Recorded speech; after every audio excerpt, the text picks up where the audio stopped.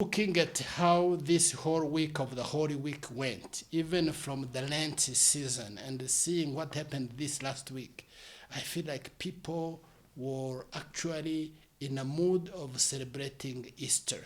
And looking in our own country, we have seen that many people, even looking at this morning today, we saw many people coming to church, and we see in the second service even more. So I would say, looking in our country and looking outside of our country, I would say that yes, people are celebrating Easter in a very special way. The challenge is, do we celebrate Easter with an understanding of the meaning of the Easter? Easter is the victory over sin. Jesus has conquered sin, and that victory is for us who believe, and therefore should walk and be in solidarity with the death, with the resurrection, and the hope that we will have in the returning of Jesus Christ when he returns. What do you think Easter can play in the unification of churches? Easter can play a big role in the unification of churches, because what it reminds us is the unit is what brings us together. What brings us together is around the resurrection of Jesus Christ.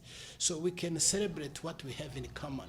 We can celebrate the victory of Jesus over sin. We can reflect and celebrate on the new life that Christ gives those who accept him. And so that is a unifier as I look at it. What do you think can be the role of this Easter in healing a wounded heart of genocide survivors? You know, we came from a week, what we call Holy Week. That Holy Week is a difficult week for the Christians. It's the reminder of the walk Jesus walked toward the cross. And then comes Friday, which is the death of Jesus, where then you lose hope. You wonder what happens next. It's the dark moment. The genocide against Tutsis in this country reduced this country to ashes. Lots of people lost their lives. They were killed for who they were. It was a dark moment. But we don't stay in that dark moment. I thank God that we celebrate. So this week is a memorial week where we remember, but also where we renew and rebuild our lives. I celebrate where we are as a country. I celebrate the fact that the genocide was stopped.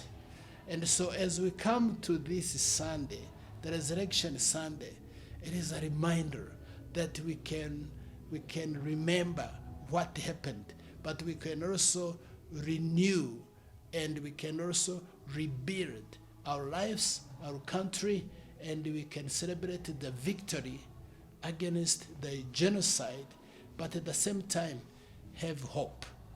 At the same time be united. Same time